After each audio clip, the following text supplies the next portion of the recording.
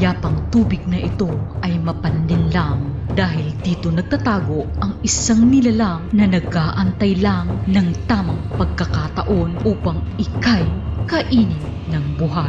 Isang dambuhalang buwaya na naghahasik ng lagim ng may ilang dekada na sa Burundi sa Afrika at mahigit 300 katao na ang hinihinalang na patay nito. Samahan niyo ako kung paano hulihin ng mga tao ang dambuhalang buwaya na ito o ang tinatawag nilang demonyo ng Burundi.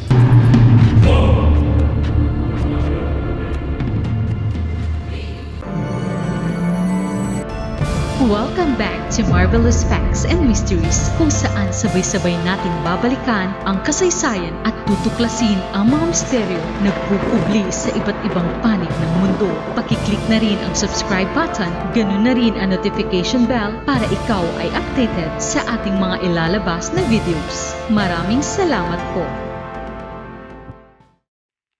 Ang tahimik na nayon sa Lake Tanganyika at ang mga kabahayan sa tabi ng ilog ng Ruzizi ay nagsimulang bulabugin ng isang dambuhalang buwaya noong 1987. Ayon sa mga lokal, bigla na lang daw sumusulpot ang Nile crocodile na ito sa kanilang lugar at nakakakilabot ang laki nito na may tinatayang haba na 20 feet, halos kasing laki ng namatay na si Lolong. Isang saltwater crocodile na tinuring noon na world's largest crocodile in captivity na may habang 20 feet and 3 inches. Ngunit sa kasalukuyan, may hawak ng titulo ay si Cassius ng Australia na may habang 18 feet.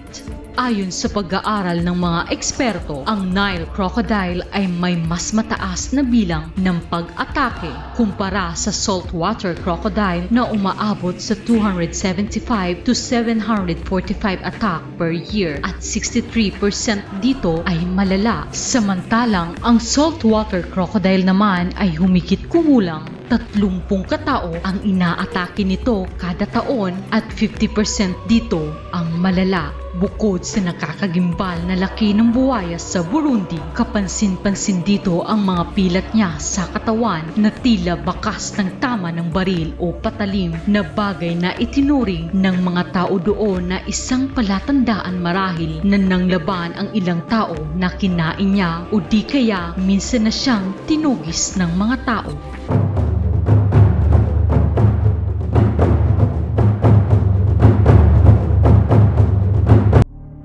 Parami ng parami ang mga nawawalang tao na nakatira sa tabing ilog at paglipas lang ng ilang araw matatagpuan na lang ang katawan nitong gula-gulanit at palutang-lutang.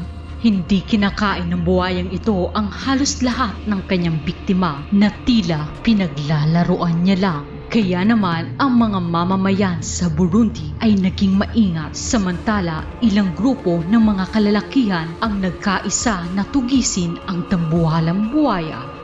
Gumawa sila ng mga patibong ngunit sadyang mailap ang halimaw dahil hindi ito lumalapit sa pain at ayon naman sa ilang hunters nang makaengkwentro nila ang dambuhalang buwaya ay tila hindi ito tinatabla ng bala ng baril at mabilis lang itong lumulubog sa tubig at muling maglalaho ng ilang araw o linggo.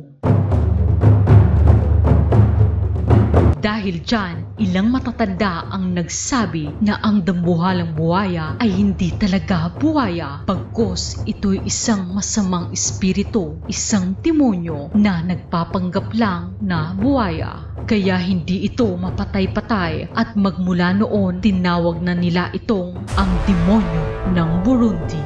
Ang mga pahayag na ito ng mga matatanda sa kanilang bayan ay lalo lang nagpasindi ng takot sa mga residenteng malapit sa ilog. Kaya ang iba ay tuluyan nang iniwan ang kanilang mga tahanan at pinili na lang manirahan sa kabundukan at kapatagan.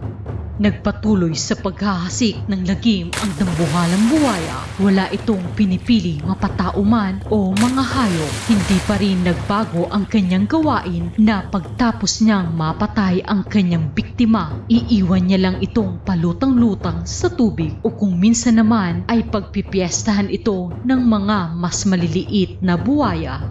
Halos linggo-linggo ay may mga natatagpo ang bangkay sa Lake Tanggankia o kung minsan sa Ilog Ruzizi, kaya nagpatuloy ang pagtugis ng mga lokal sa dambuhalang buhaya. Ngunit nang umabot na sa mahigit 100 katao ang namamatay, dito na nakuha ang atensyon ng herpetologist na si Patrice Fay.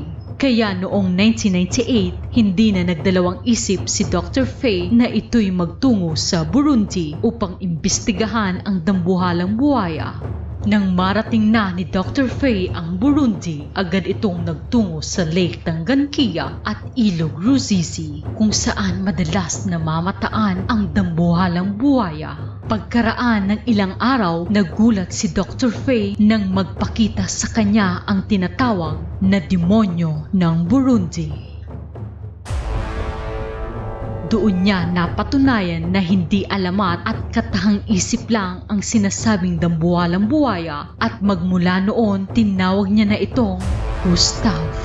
Gamit ang binocular, napansin ni Dr. Fay ang mga pilat ni Gustave na ayon sa kanya ay mga tama ng baril. Sa kanyang tingin, si Gustave ay may habang 18 to 25 feet at tinatayang mga 100 taon na ang edad. Ngunit nang ibinuka ng buhaya ang bibig nito, tumambad kay Dr. Fay ang halos kumpleto pa nitong mga ngipin. Kaya dito niya nasabi ito'y mga 50 to 60 years old pa lang. Dahil kung nasa 100 taong gulang na ito, malaki ang tsansa na wala na itong mga ngipin dahil sa katandaan. Labis siyang namangha sa laki nito, ngunit alam niyang malaking banta ito sa kaligtasan ng mga tao sa lugar dahil ang mga buhaya ay protektado sa ilalim ng international law. Humingi muna ng permiso si Dr. Fay at ang kanyang team sa pamahalaan ng Burundi upang hulihin ang dambuhala. Halos 2 taon nilang pinag-aralan ang galaw ni Gustave at patuloy pa rin ito sa pagpatay at umabot na ito sa halos 300 katao. Nang pinahintulutan na sila ng pamahalaan na hulihin si Gustave, binigyan lang sila ng 2 buwan upang gawin iyon at pagtapos noon ay kailangan na nilang lisanin ang bansa dahil sa sumisiklab na civil war noon sa bansa na nagsimula pa noong 1993 sa pagitan ng Hutu at Tutsi ethnic group. Ang paghuli kay Gustave ay naidokumento ni Dr. Fay noong 2004 na may pamagat na Capturing the Killer Croc. Una silang gumawa ng kulungang gawa sa bakal na may habang 9 meters at kinabitan nila ito ng infrared cameras habang abala ang ilan sa pagbuo ng kulungan. Ang isang grupo naman ay abala sa paghanap kay Gustave. Matyaga nilang sinuyod ang kahabaan ng Ruzizi River, mapaaraw at gabi, pati na rin ang Lake Tanggankia. Ngunit tila naging mailap si Gustave at wala ni isang bakas nito ang kanilang natagpuan. Naglagay na sila ng iba't ibang pain tulad ng manok, ngunit wala pa ring Gustave na nagpapakita at nanatili itong mailap tulad ng kanilang inaasahan. Hanggang sa isang mangingisda na naman ang napabalitang inatake ni Gustave sa di kalayuan. Kaya naman dali-dali ang nagtungo ang grupo ni Dr. Fay sa lugar kung saan muling umatake ang dambuhalang buhaya. Ilang araw din silang namalagi sa lugar at di nagtagal namataan na nila si Gustave sa di kalayuan kaya agad na nilang dinala ang kulungan sa lugar. Nang naiayos na nila ang kulungan na may pain, lumitaw si Gustave at dahan-dahang lumapit sa kulungan. Pigil ang hininga ng lahat habang papalapit ang dambuhala, ngunit tila alam nito na iyon ay isang patibong lang kaya inikot-ikutan lang nito ang kulungan na tila nag-iinis pa sa grupo ni Dr. Fay hanggang sa muli itong lumubog sa tubig at hindi na naman nagpakita.